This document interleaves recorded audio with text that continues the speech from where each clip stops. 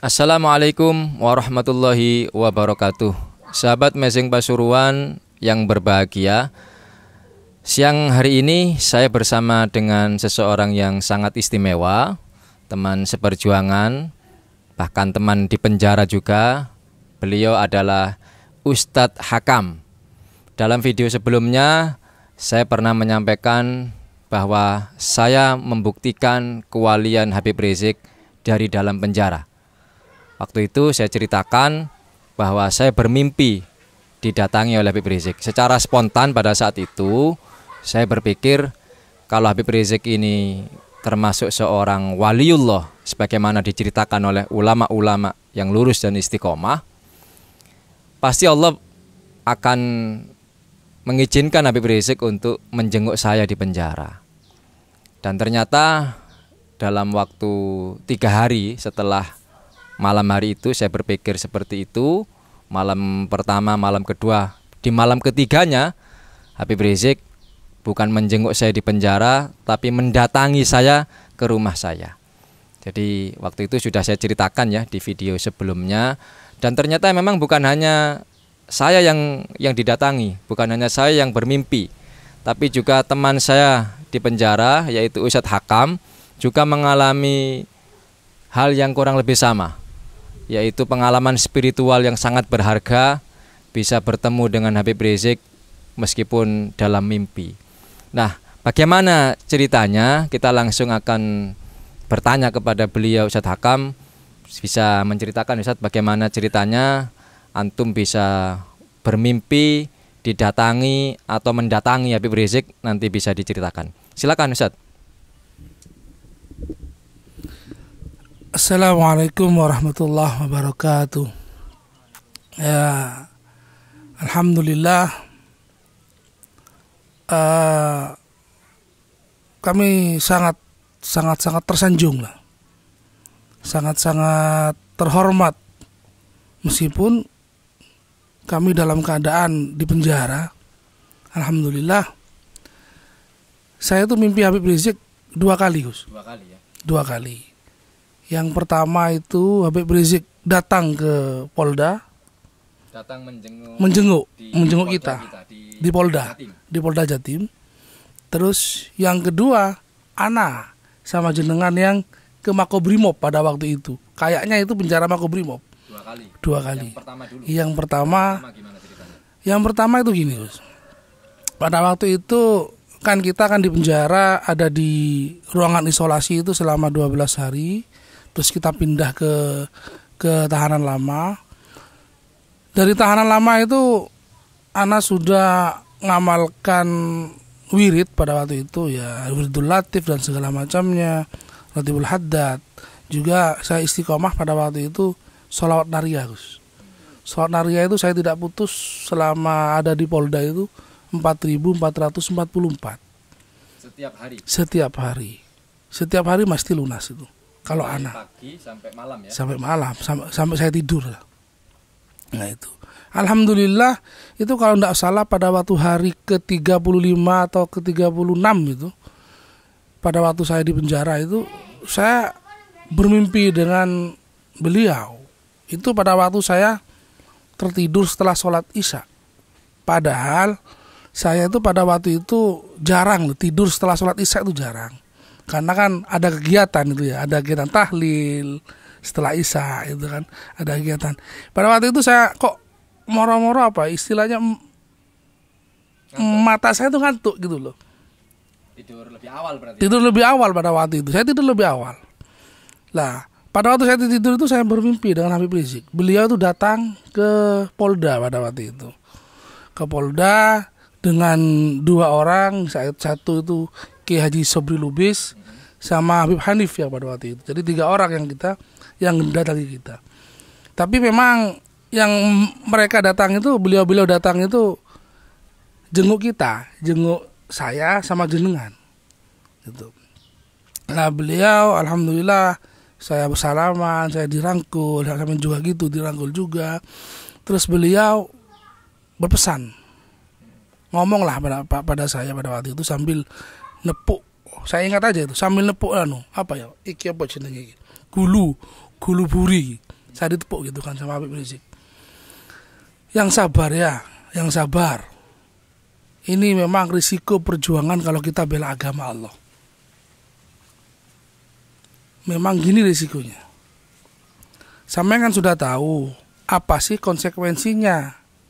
Dulu kalau sampean masuk FPI kan sudah tahu. Habib Rizik bilang gitu, mengingat kembali pada waktu itu. Jadi konsekuensi masuk FPI itu satu, di penjara. Kalau nggak di penjara pasti dibuang. Kalau nggak dibuang, pasti nyawa sampean akan melayang. Itu pesannya Habib Rizik ke anak pada waktu itu. Nah, intinya saya itu sama Gus Nawawi diberi ujangan untuk bersabar segala macamnya. Itu mimpi yang pertama. Kemudian pada waktu itu saya tiba-tiba bangun itu sekitar jam 3 malam saya bangun itu. Setelah mimpi itu saya bangun 3 malam. Jadi saya persisnya mimpi itu jam berapa saya nggak tahu karena saya tidurnya setelah Isya dan saya bangun jam 3 malam. Kalau perkiraan saya insya Allah di atas jam 12 Gus. Di atas jam 12 malam saya mimpi seperti itu. Yang datang ke Polda menjenguk kita di penjara sama Kiai Sobri Lubis pada waktu itu. Itulah. Terus itu yang pertama. Itu yang pertama. Terus yang kedua itu pada waktu kita mau relas. Mau relas itu kan bahasa penjara, relas itu kan mau pindah. Mau dilayar ke mau dilayar ke Pasuruan. Itu insya Allah kurang 3 harian lah. Kalau nggak 3 harian itu saya mimpi lagi. Itu karena mimpinya saya pada waktu itu mimpi Habib Rizik. Itu karena saya berpikir Gus, setelah saya mimpi pertama, pikiran saya itu selalu ke Habib Rizik. Ya apa Habib Rizik, kasihan Habib Rizik gitu loh. Waktu itu kan kita nggak tahu ya. Iya, Habib Rizik kan di penjara. Iya, kita nggak tahu beritanya seperti apa, kita nggak tahu. Lah, kita berpikir seperti itu, ya apa Habib Rizik. Saya saja yang di penjara seperti ini, cuma memikirkan umat seberapa sih, keluarga sih berapa gitu loh.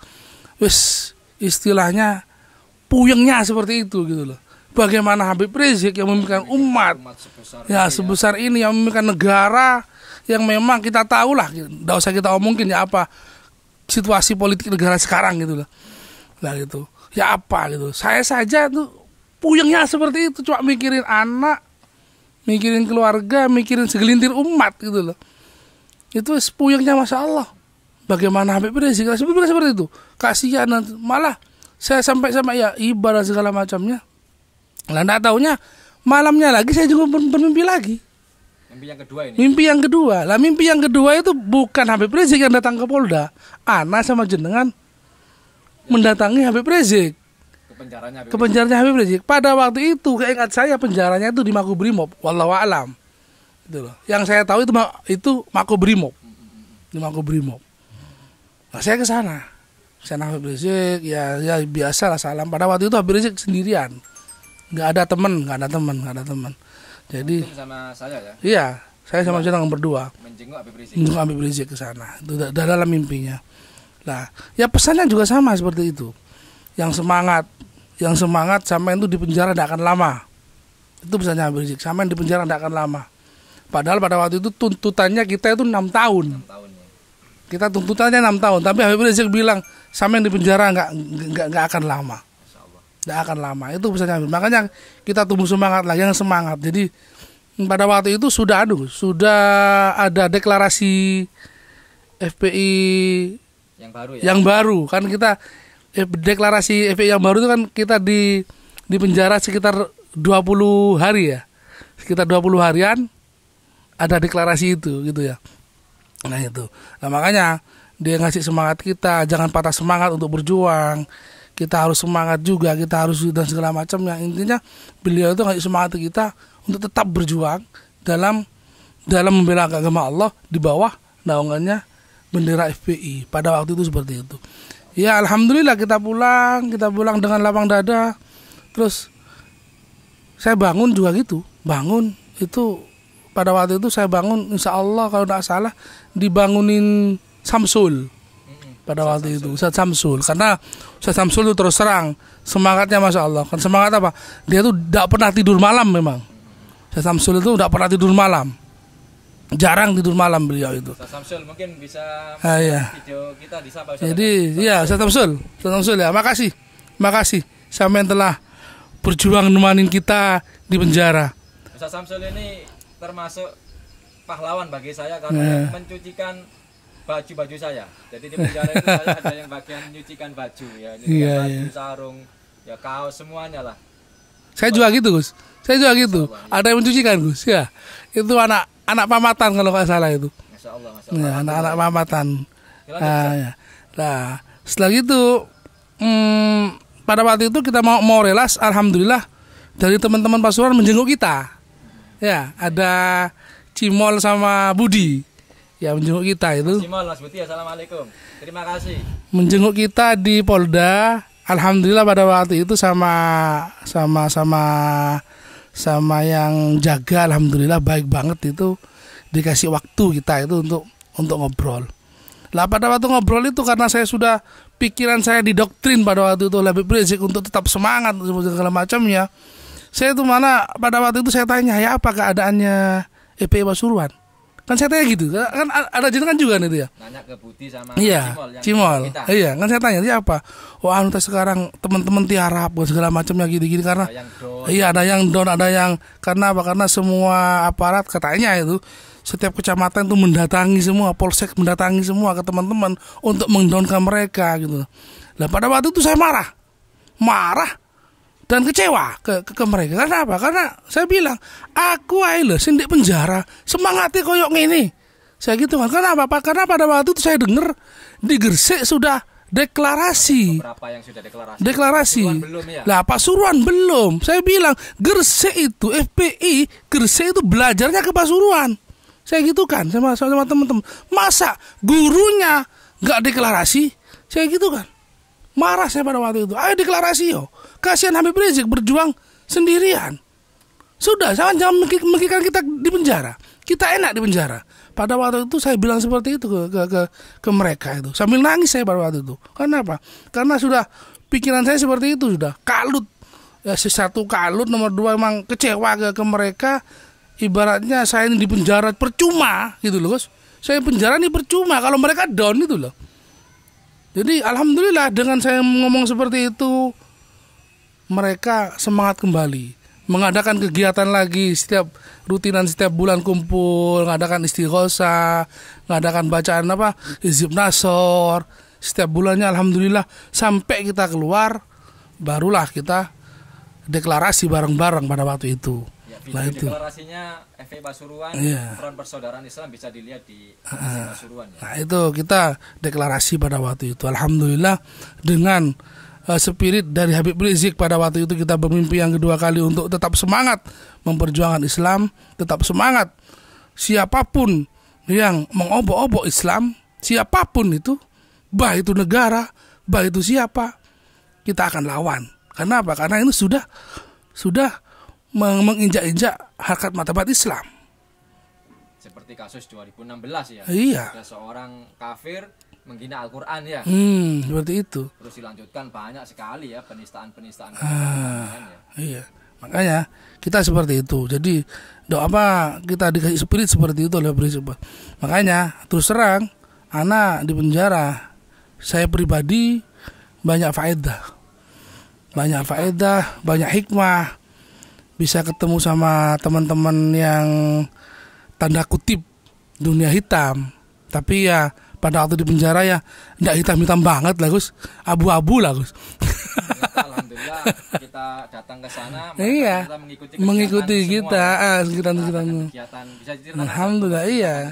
Jadi kalau di Polda sampai kepala sipir itu bilang ke kita, alhamdulillah Ustadz, keberadaan sampean pada waktu di sini nggak ada keributan sama sekali. Padahal sebelum itu keributan itu ya setiap minggu katanya ada keributan antar napi. Pada waktu kita masuk, alhamdulillah nggak ada keributan sama sekali. Hatta sampai kita mau relas, kita keluar, kita pindah ke Pasuruan, semua teman-teman napi nangis. Ya kan, Gus? Teman cewek juga nangis kan ya, napi-napi perempuan juga nangis. Sahabat ya. Di Polda itu ada perempuannya yang juga kita bina waktu itu. Beliau kegiatannya dijelaskan, Ustaz. Iya, kegiatan itu mulai dari sholat berjamaah 5 waktu kita wajibkan. Kita wajibkan sholat 5 waktu. Terus setiap hari itu mau menjelang maghrib asar jam 5 itu kita baca Simtud Duror sampai maghrib. Iya, Maulid Simtud Duror sampai maghrib. Setelah maghrib kita baca Rotibul Haddad sama Rotibul Atos sampai Isya. Isya kita tahlil. Pada waktu itu mentahlili semua keluarga-keluarga narapidana yang sudah meninggal. Itu kita catat semua arwah-arwahnya. Dari bapaknya, dari kakaknya, siapapun arwah yang meninggal atau saudara-saudara narapidana yang pada waktu itu meninggal, kita fatihai. Malah ada bukan salah satu sih, banyak teman-teman yang di penjara itu, ada yang meninggal orang tuanya pada waktu di penjara, ada yang meninggal istrinya, anak sendiri terus serang mertua anak yang meninggal pada waktu itu. Kan ya, Gus ya? Setiap hari tahlilan. Iya, setiap hari kita tahlil itu. Setiap hari kita tahlil. Dan setiap malam Jumat kita mesti maulid diba yang kita baca setelah Isya. Lah, itu los itu sudah. Lah, nah ini losnya biasanya kalau malam Minggu, biasanya los tuh pakai lagu Roma Irama dan segala macamnya. Tapi kalau kita datang, kita pakai sholawatan pada waktu itu. Jadi lagu-lagu itu kita buang, kita pakai sholawatan sama. Kita di los memang sama sipir kalau malam Minggu. Nah itu kegiatan kita di Polda pada waktu itu. Alhamdulillah. Jadi berkesan banget lah. Kita malah mau pulang, bukan pulang sih, mau pindah ke Bangil. Kita malah ada yang ngasih uang ke kita kan ya. Kita diberi uang. Saya bilang, buat apa uang ini? Sudah, Ustaz, ini buat sangu jenengan nanti di penjara Bangil. Sampai butuh uang ini. Saya gitu kan malah. Dikasih uang kita itu sama Gus Naya, Gus Nawawi, teman-teman yang lain dikasih uang malah sama mereka itu. Jadi kayak seperti seorang guru tugasan yang asli kayak orang tua lah. Banyak yang nangis. Apalagi Pak Andi itu lulusan Nusa Kambangan. Beliau itu masuk Nusa Kambangan 2 kali. Pada waktu kita tingkat nasional bahkan. Itu kita mau pulang beliau tidur. Kita mau pulang beliau tidur, Gus. Lah kita mau pulang, alhamdulillah dibangunin sama teman-teman yang lain. Beliau itu enggak duduk, teman. Enggak duduk, kawan. Langsung berdiri. Dibangun langsung berdiri, kaget. Langsung nyamperin kita. Nangis dia itu. Terima kasih dan segala macamnya gini dan segala macamnya. Malah sarung anak sama takwa saya dipinta untuk dibuat sholat ya. Alhamdulillah bisa bermanfaat seperti itu. Kita di penjara.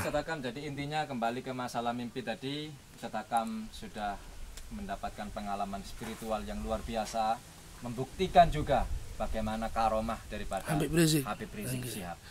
Dan ini, Gus, perlu digarisbawahi, Gus, apapun yang kita kerjakan, kalau itu lillah dan lagi ada di bawah naungan FPI, sepelik apapun masalah kita, Habib Rizik tidak akan meninggalkan kita. Pasti hadir ya? Pasti hadir. Itu yang saya rasakan. Itu yang saya rasakan. Dan yang membuat saya kuat di penjara selama 8 bulan. 7 bulan 12 hari lebih tepatnya. Ya. 7 bulan 12 hari ya. Nah seperti itu. Itu yang menguatkan kita ada di penjara. Baik, luar biasa Ustaz Hakam. Mungkin sudah cukup ya. Baik, sahabat Amazing Pasuruan, itulah percakapan dialog kita dengan Ustaz Hakam, sungguh luar biasa. Mudah-mudahan menginspirasi kita semuanya bahwa perjuangan tidak boleh menyerah dalam keadaan apapun, apalagi kita berjuang bersama dengan seorang ulama, seorang dzurriyyah Kanjeng Nabi, dan insya Allah beliau juga termasuk min auliyaillah, salah satu dari waliullah. Dan ini memang hanya bisa dirasakan oleh orang yang berfaham Ahlus Sunnah wal Jamaah. Kalau Wahabi tidak akan percaya, wali-wali tidak akan percaya Wahabi. Ya ada kan beberapa yang komentar itu, bahkan ada yang bikin video, Ustadz Mahesa Ya Anda, saya sapa ya Ustadz Mahesa, Assalamualaikum. Anda anti Wahabi tapi kadang-kadang cenderung berpikiran seperti Wahabi juga Ustadz. Ya, saya mengkritik antum juga Ustadz ya, biar seimbang ya. Jadi ya untuk yang semacam ini tidak bisa dilogikakan. Dikatakan halusinasi. Ya tidak bisa sih. Ya kalau ada orang kesurupan misalkan ya, secara fakta dia kesurupan. Dia menggunakan bahasa yang sebelumnya tidak pernah dipakai misalkan, kesurupan, jin. Masa itu halusinasi juga? Kalau diilmiahkan ya tidak bisa. Jadi seperti itulah. Jadi memang ini khusus yang memang benar-benar faham Ahlussunnah wal Jamaah itu diantaranya mengakui bahwasanya ada karomatul aulia. Dan itu yang kita rasakan. Baik, mudah-mudahan ada manfaatnya. Demikian, kurang lebihnya mohon maaf. Wa akhiran walafu minkum. Assalamualaikum warahmatullahi wabarakatuh.